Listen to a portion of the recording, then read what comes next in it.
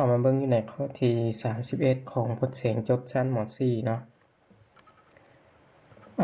ในวิชาธรรมศาสตร์และก็ในช่วงเรียน2023-2024คำถามที่เพิ่นให้มาคือเตาไฟฟ้าหน่วยหนึ่งเนาะต่อเส้นโบไฟฟ้าที่มีผลลบระดับไฟฟ้า220โวลต์มีกำลังไฟฟ้า 1,000 วัตต์ถ้าต่อเส้นโบไฟฟ้าที่มีผลลบระดับไฟฟ้า100โวลต์เนาะจะมีกำลังไฟฟ้าเท่าใดเพื่อให้เราซอกหากำลังไฟฟ้าเนาะวันนี้สิ่งที่ฮู้อาจารย์ก็ได้กำหนดมาแล้วคือ U1 เป็น220เนาะเป็นวันนี้ P1 ก็จะเป็น1,000 วัตต์ตัวนี้เนาะแล้วก็110โวลต์ก็จะเป็น U2 ให้ซอกหา P2 ตามนี้บัดนี้ก่อนจะไปแก้อยู่ในข้อนี้นี่อย่าให้จื้ออยู่ในค่านึงก็คือค่าที่บ่เปลี่ยนแปลงเนาะค่านั้นคือค่าของควอนตัมเนาะควอนตัมอยู่ในเตาไฟฟ้าเป็นหยังมันจึงบ่เปลี่ยนแปลงเพราะว่าเตาไฟฟ้านี่นะสปอมโพเลขนี่เนาะเตาไฟฟ้าหน่วย1หรือว่าหน่วยดังเก้านี่แหละเนาะถึงจะเอาไปต่อใส่กับ120โวลต์ก็ยังเป็นเตาไฟฟ้าอันเก่าถึงจะไปต่อใส่110โวลต์ก็ยังเป็นเตาไฟฟ้าตัวเดิมเนาะตัวเก่าฉะนั้นค่าควอนตัม R แม่นบ่เปลี่ยนแปลงฉะนั้นเราจะซอกจาก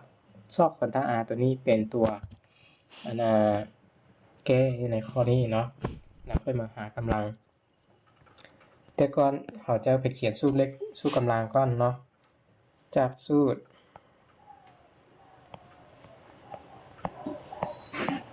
กำลังไฟฟ้าสูตร2เทื่อเนาะกำลังไฟฟ้าเป็นนี้เราจะมีสูตร P เท่า I คูณ U แล้วก็ I กำลัง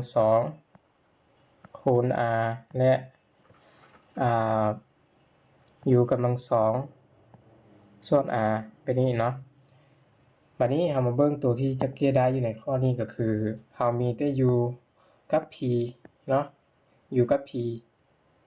แล้วก็ R แม่นคงค่าฉะนั้นเราจะได้เอา P ไปเท่ากับตัวใดตัวหนึ่งเนาะแต่ว่าตัวนี้เป็นตัวที่มี U กับ R ก็คือ U มันมีอยู่แล้ว R แม่นตัวที่เราต้องไปสอบเนาะฉะนั้นถ้าเราใช้ตัวนี้2ตัวนี้เราจะได้ไปซอก I ซอก R อีกคือมันจะซอกยาวอีกเนาะฉะนั้นเราใช้ P ไปเท่ากับนะฮะ U กำลัง2ส่วน R เนาะวันนี้อาจารย์จะเขียนว่าซอกหา R เนาะ R จะ P เท่า U กำลัง2ส่วน R นั่นนี่เนาะแต่มันก็ต้องเป็น P1 U ก็ต้องเป็น U1 ซึ่ง R นี่บ่เป็น R1 เนาะบ่มี R1 R2 เพราะว่า R นี่มันคงค่าถึงจะเป็น R1 ก็เท่ากับ R เนาะถึงจะเป็น R2 ก็เท่ากับ R ฉะนั้นเราก็ได้ใช้แต่ R ตัวเดียวเลยแล้วนี่เราก็ถอน R เนาะถอน R ก็จะเท่า U กำลัง2ส่วน P แบบนี้เนาะ U1 กำลัง2ส่วน P1 แบบนี้พอเขาได้ค่า R เนาะได้ค่า R เราก็ไปแทนซะเลยแทน U แม่น220โวลต์เนาะ220โวลต์แต่ว่า U มีกำลัง2ขึ้นกำลัง2ใช้กับ1หารกับ P 1,000 220จะออกอยู่484เนาะกับ0 2ตัวหารกับ 1,000 แบบนี้พอหาร 1,000 มันยังเหลือ 48.4 แบบนี้เนาะหัวหน่วยจะเป็นโอห์มแบบนี้จะเท่ากับ 48.4 โอห์มโอเคพอเราหาค่าของควอนตัมแล้วเราค่อยไปหา P2 เนาะค่อยไปหา P2 อยู่ในนี้ว่ากำลังไฟฟ้าหลังจากเราต่อใส่กับผลลบ110โวลต์กำลังจะมีเท่าใดก็คือค่า P2 เนาะโดยเอาค่าควอนตัมที่เราเก็บมานี่ไปใส่อาจารย์จะเขียนว่าซอกหา P2 จากสูตรก็สุกเดินเลยเนาะสูตรเก้าเลยคือสูตรตัวที่1นี่เลยจากตัวที่1นี่เลยแต่ว่าเพียงแต่เฮาเปลี่ยนเป็น p2 u2 เนาะก็จะได้เป็น p2 ก็จะเท่า u2 กำลัง2ส่วน r แบบนี้เนาะเทพมันก็เป็น r2 แต่ว่า r2 r1 มันก็เท่ากันแล้วก็เท่าค่าที่เฮาเกออกอยู่เทิงนี้บัดนี้เฮาค่อยเท่าไปต่อเลยเนาะแทนค่าเลยเพราะว่าเฮาจะได้ค่าของ p2 มันก็ทึกสู้บ่ได้ถอนแล้วก็จะเป็น110กำลัง2เนาะหารให้กับ r ก็คือ48.4 110กำลัง2นี่ออกอยู่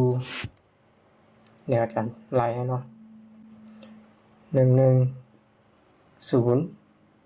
หาร110ออกอยู่ 12,100 เนาะ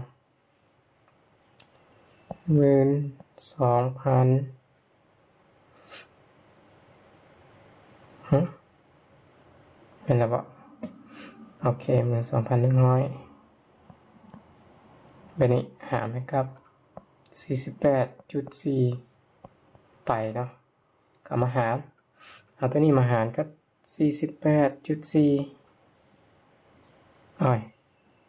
เดี๋ยวฉันลบออกกันเนาะ 12,100 หาร 48.4 ออกเลยเนาะ250วัตต์เนาะกำลังเป็นวัตต์ฉะนั้นเราจึงจะได้ค่าของ P2 แมน250 วัตต์คือคำตอบเนาะมันก็เลยมาถึงอยู่ในข้อที่ข้อกออยู่ในนี้250 วัตต์โอเคฉะนั้นอยู่ในข้อนี้ตัวเดียวที่เราต้องจื้อก็คือตัวของค่าของเครื่องอันนี้เนาะของเครื่องบ่ว่าจะเป็นหัวเทียนเป็นเตาไฟฟ้าเป็นหม้อไฟหม้อหยังดอกไฟฟ้าก็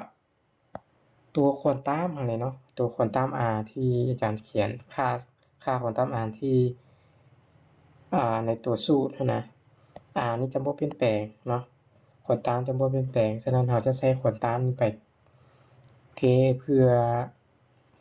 เปลี่ยนขั้นตอนหลังจากเขาเปลี่ยนผลลบไปต่อเนาะฉะนั้นอยู่ในข้อที่31ก็จะหมดประมาณนี้